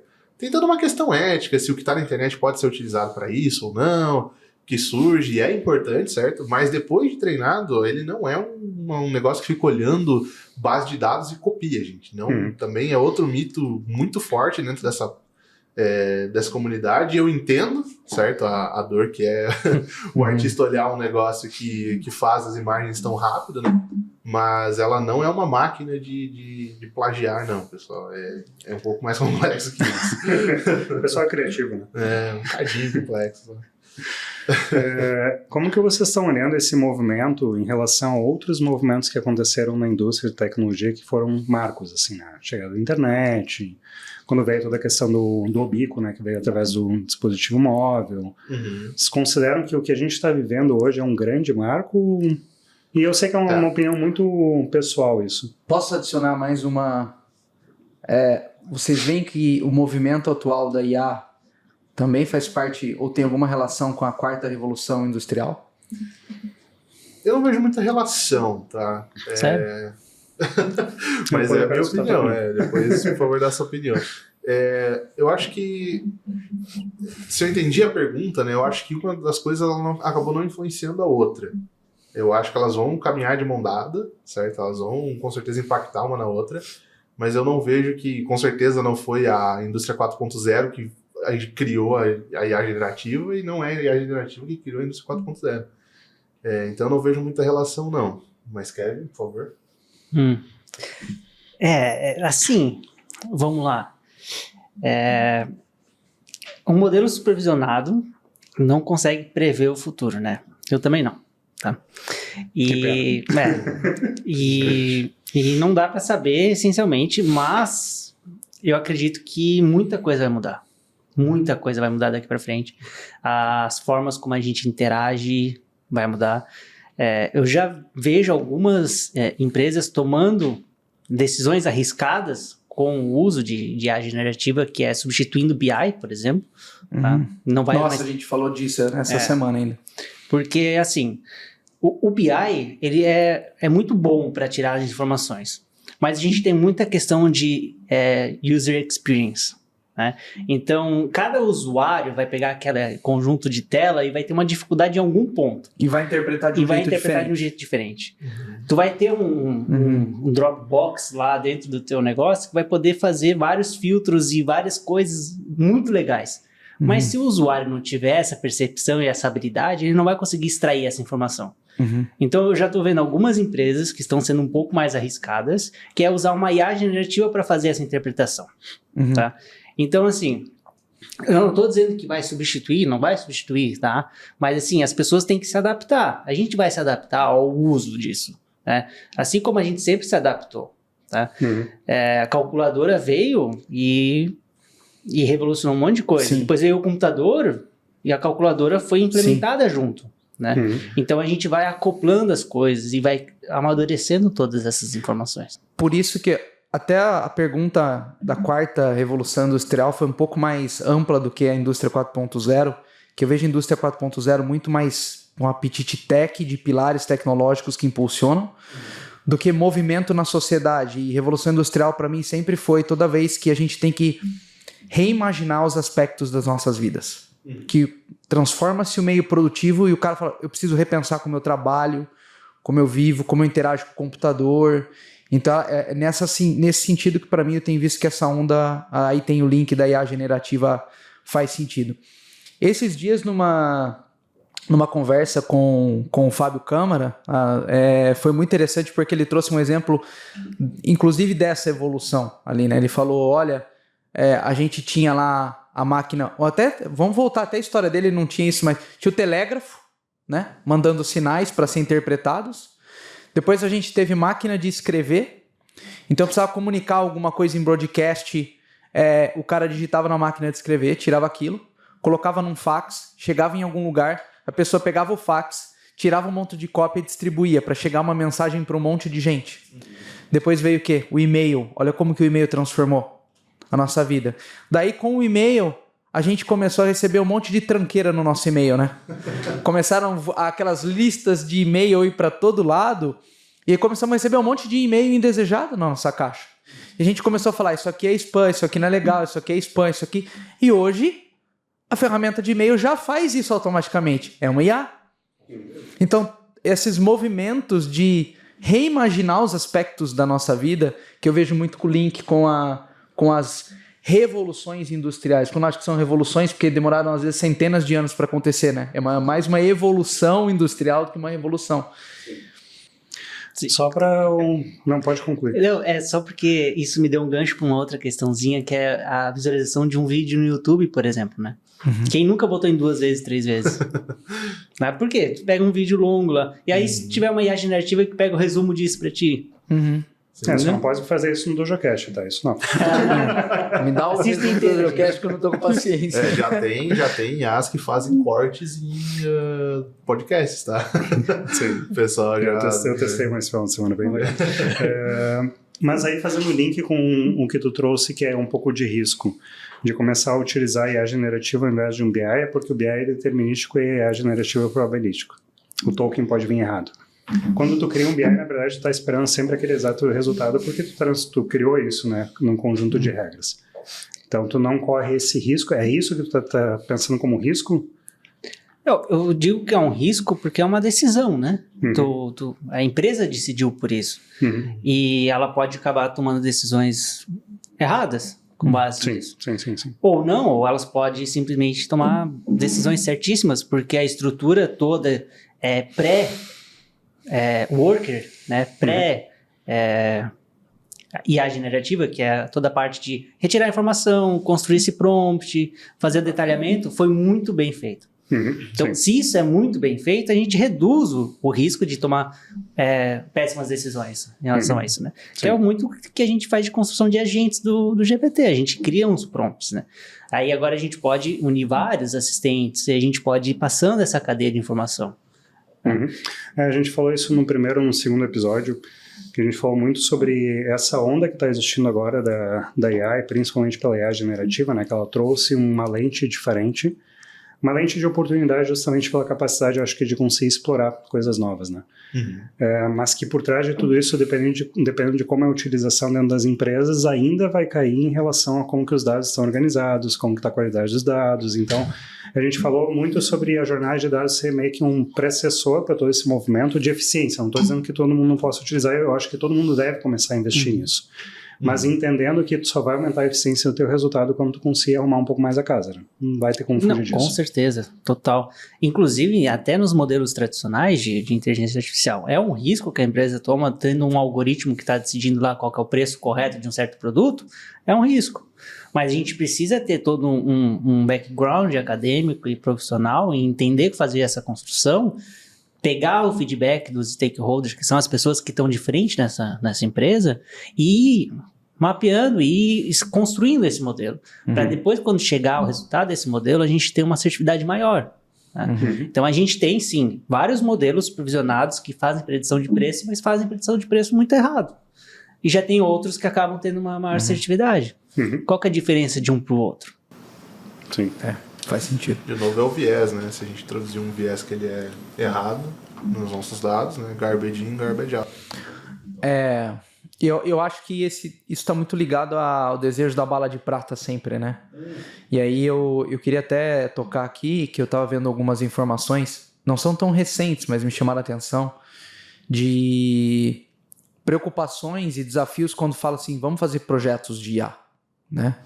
Então, uma delas que fala é ter clareza, inclusive, se você está fazendo IA ou você está fazendo RPA. Né? Você está automatizando coisas, né? Então, ainda já começa assim, uma confusão já na definição. A outra é esse tanto de tecnologia que está evoluindo toda hora. É um desafio grande. Porque a hora que você acha que tu vai implementar algo, já nasceu outra versão, já nasceu um outro modo, e parece que nunca é o suficiente. Outro ponto que aponta é escassez de conhecimento e mão de obra para trabalhar com IA. Seja para treinar, para explicar, para sustentar, não tem muito. E esse me chamou bastante atenção, que o Gartner postou, mas é de 2018, então como já se passaram 6 anos, e nesses últimos anos deu o boom da IA generativa, eu acho que eles talvez possam ter reconsiderado esse número. Mas em 2018, o Gartner dizia que 85% dos projetos de IA não seriam concretizados. Então ainda existe também em projeto a dificuldade do cara financiar um projeto de IA. É tanta incerteza, é tanto não sei nessa história, é tanta dificuldade em se provar que é capaz, inclusive, de implementar. A gente passa por isso. Quando a gente começa a falar de IA ou até educar os nossos clientes, sempre vem, me prove que você tem condição de fazer alguma coisa. Porque daí eu vou ver se eu vou investir. Então, assim, é dificuldade de investimento, é a espera de um milagre da bala de prata, é o Gartner apontando a dificuldade em concretizar esse tipo de projeto. Tecnologia não para de evoluir, é conceitos que se misturam. Então, a gente está num cenário, quando a gente fala de projeto de IA, muito complexo.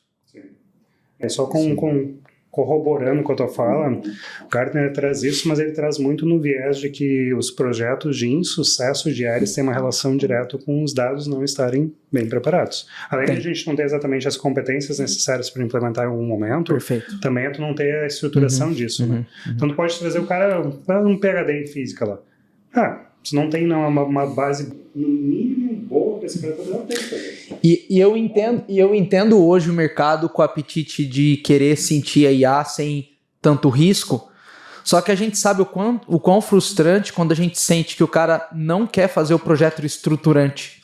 A gente já entende, ele não tá olhando lá na frente. Então assim, hoje é muito comum, cadê minha IA? Uma POC, põe lá para já me responder. Mas assim, falou em projeto estruturante, hoje, momento atual do mercado, né? Dia 23 de julho de 2024, a grande maioria do mercado está fugindo de projetos estruturantes. Isso vai ter algumas consequências ali na frente. É que eles veem como dinheiro para nada, né? É dinheiro para manter a casa do jeito que ela tá. Mas, embora você não tá adicionando nada, você tá organizando as coisas para que você possa fazer. Só que é uma coisa difícil de engolir, né? Mas, por outro lado, acho que aí está o grande benefício da IA generativa. Porque muita gente vai conseguir tocar numa tecnologia que ela vai proporcionar... Vai dar algum gosto, né? Vai dar algum gosto e vai dar resultados. Pode ser que o resultado não seja melhor, mas ela já vai começar a movimentar. E aí essa pessoa, no momento, ou essa empresa, no momento que ela começa a experimentar e ela tem uma certa eficiência de retorno do que ela está tendo, ela, de repente, começa a entender que se ela fizer um trabalho um pouco mais estruturante, ela vai ter muito mais. Perfeito. Então, acho que a IA generativa, nesse aspecto, eu acho que ela entrou muito bem. Muito bem. Faz sentido mesmo. Queria uma recomendação de vocês dois, tá? E aí eu abro para cada um falar. Vamos pensar primeiro sobre uma ótica de uma pessoa, tá? Eu quero começar a trabalhar aqui com IA generativa ou IA, cara... Não sou bem da área. Se bem que eu já sou programador de IA, né? Descobriu hoje, né? Descobriu hoje, né? Se soubesse disso, meu currículo. É uma pessoa que quer começar um pouquinho nessa área, tá? E assim, só um básico para onde é que esse cara precisa começar a investir, sabe? Em termos de conhecimento, curso. É vocês voltando no tempo, se vocês precisarem adiantar a curva de aprendizado de vocês, falam, nossa, se eu soubesse isso... Sinto muito, amigos, mas matemática. Invista na matemática, cara, porque, assim, a probabilidade é a base de todas essas técnicas, de tudo isso, você vai ter que entender. Então, primeiro de tudo, dê uma olhada, tem um livro excelente chamado Mathematics for AI, ou Matemática para a Inteligência Artificial. Ele tem PDF grátis, o autor foi, eu acho que foi ele que publicou. Cuidado com o grátis. Grátis também, com certeza tem grátis, mas é isso que eu tô falando. Mas, e aí agora a gente tem bastante investimento também das grandes empresas de tecnologia em ensinar, né, essas técnicas. Então a Google tem aquele projeto para as pessoas dominarem o Gemini, para as pessoas dominarem o Vertex, que são, né, ferramentas aí para o pessoal utilizar.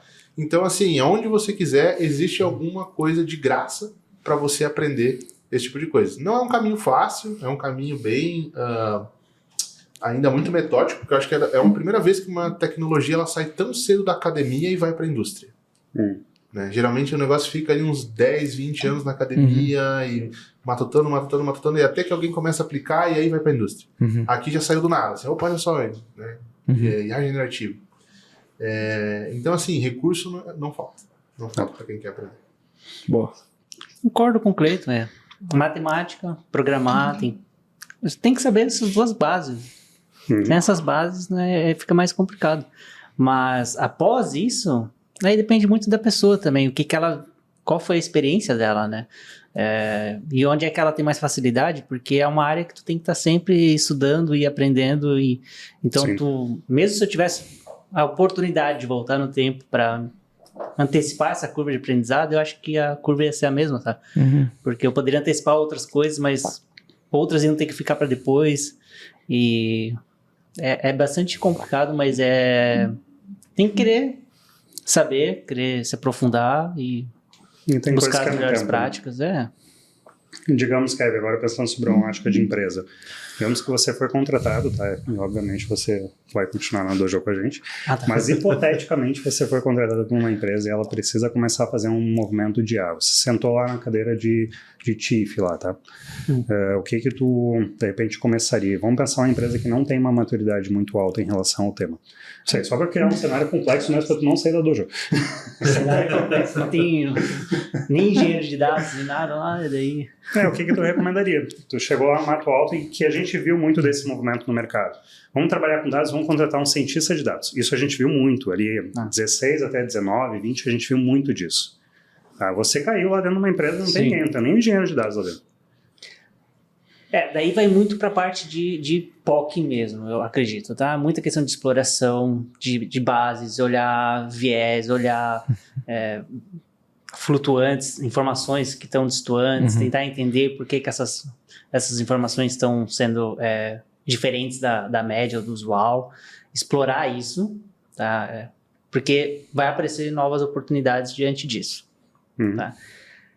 Quando a gente começa a ter outras oportunidades e a gente começa a construir um time de engenharia e de dados e a gente consegue estruturar a casa, aí eu acho que a gente pode ir um pouquinho mais além para essas partes de inovação que a gente tem hoje, sabe? Entendi. Bom, a gente está chegando mais ou menos no final aqui para tentar fazer um wrap-up de tudo que a gente falou. Nós falamos muito aqui sobre o histórico, né, da evolução da IA, onde isso foi chegando em termos do problema linear, não linear, e entrou as redes neurais e depois já veio machine learning, veio deep learning. Teve fatores sortes no meio de toda essa jornada aqui, mas tudo sempre com muita geração de hipótese e pesquisa acadêmica, então dá para se entender que o momento que a gente chegou da IA generativa foi muito por investimento em pesquisa acadêmica. Tá? Mas isso tomou uma proporção só de aceleração de como isso foi para o mercado, que eu acho que, pelo menos é uma informação que eu não tinha muito clara, e que hoje, quando a gente olha na distinção entre uma IA tradicional e uma IA generativa, a IA generativa está mais para o âmbito um pouco mais exploratório, muito mais em relação à probabilidade do próximo token, tem que ter muito cuidado em relação a isso, para verificar se aquela informação é fidedigna ou muito próxima de uma verdade ou aceitável perante a tua decisão. E quando a gente quer explorar muito mais uma questão preditiva, de resultado mais efetivo mesmo, eficiência, daí a gente tem que olhar mais para as técnicas mais tradicionais. É mais ou menos isso, né, que a gente cobriu aqui hoje. A gente sempre tem aqui um ritual de finalização, né, que é algumas recomendações, né? Então, um livro, tu pode recomendar outro, sabe? Ou, de repente, algum DojoCast, algum podcast que vocês escutem, relacionados a esse tema, alguma fonte onde vocês bebam um pouco de informação, para os espectadores poderem, de repente, sabe, se aprimorar um pouco mais no tema, ou, por curiosidade mesmo, consumirem, tá? Algum portal, algum livro, alguma coisa. Se quiserem começar com recomendações, eu acho que eu nem pensei numa hoje para mim aqui. Olha, tem uns canais no YouTube, tem o canal do ScientiDex, tem o canal do 2 Minute Papers, também tem bastante coisa sobre IA lá. A gente tem o canal Two Blue, One Brown, que é também muito bom para se você está aprendendo a parte matemática do negócio. Ele tem uma explicação excelente sobre como redes neurais funcionam. Em questão de livros, a gente tem, já recomendei, né, o Mathematics for AI, tem o artigo do Deep Learning também, para entender um pouco mais das técnicas. Eu sou o louco dos artigos, então livro eu não tenho tanta certeza. Tem assim. algum game para ajudar? Game? Game? Nossa! Tem um mod de Skyrim que bota o bot da OpenAI nos personagens, e aí você tem diálogos infinitos. Se você quiser... Vocês perderam o Tiff. Então, assim, se vocês quiserem ver esse mod de código aberto, vocês conseguem ver como eles fizeram isso. Fantástico. Recomendações, Kevin, doutor Kevin. No meu doutorado, eu usei muito o livro do Deep Learning do Godfellow. Adoro ele. Inclusive, tem até, acho que já canais explicando. Ele mesmo publica essas coisas. E tem um outro artigo, que é uma revisão. Esse tem mais um viés para física mesmo, que é a High Bias and Low Variance for Physics. Se eu não me engano, é esse livro. Eu gosto bastante dele também. Traz um entendimento, assim, para quem é a formação em física, eu aconselho bastante. Legal. Muito bom. Tem alguma recomendação, Cassiano? Tem um livro que eu acho bacana, que me ajudou muito no começo dessa jornada, a começar a entender alguns conceitos, né? Apesar de eu não ser um especialista em IA, que é o Data Science para Executivos, para Negócios. Tá? É uma capa branca, não lembro o autor agora. Logo no começo da Dojo a gente recomendou praticamente para todo mundo, então acho que esse aterrizou bastante coisa, tem um pouquinho de tudo ali, é um bom início aí, e linkando sempre com negócios, as aplicações, né? E eu queria fazer um statement final, que apesar de muito estar se falando no tema, eu gostaria que os nossos colegas e os nossos clientes também, todo mundo que nos conhece e está com a gente aí, tentasse, pelo menos, olhar por uma ótica mais positivista do tema, né? Como que a gente pode aprimorar as máquinas e como que elas podem ajudar o ser humano a se aperfeiçoar. Então, como todas as ondas que passaram, a gente falou, ressignificaram muita coisa, mas nos aprimoraram, acho que a gente está melhor em muitos aspectos hoje em dia, em qualidade de vida, em muita coisa. Tentar olhar por uma abordagem positivista, pois a gente tem visto gente falar muita negatividade, é o fim do mundo, vou perder emprego, vou perder isso, aquilo. Essa não é a abordagem que a gente acredita, então é um convite aí que eu faço para os nossos colegas aí. Reforçando a tua fala, a gente enxerga muito como que tu pode ter esses workers para te ajudar no dia a dia, justamente para que tu utilize muito mais a tua capacidade para pensar muito mais em prol do negócio, em prol da evolução, sabe? Porque hoje em dia, a grande maioria das empresas, a gente não foge muito disso. A gente tem muitas tarefas no dia a dia que elas poderiam ser resolvidas com uma tecnologia. Cara, em vez de fazer em 2 semanas, fazer em 5 minutos, sabe? E tu ganhar muito eficiência para tu poder utilizar a tua cabeça mais pensante. Tu inspirar mais e transpirar menos, que a gente sempre fala, né? Então... Esse ponto é bem legal, desculpa de te interromper, mas usar os agentes de IA para ser a tua transpiração, para a gente usar o que a gente tem de maravilhoso, que é a nossa consciência, o nosso senso crítico, o nosso bom senso, para daí usar aquilo para tomar decisões melhores.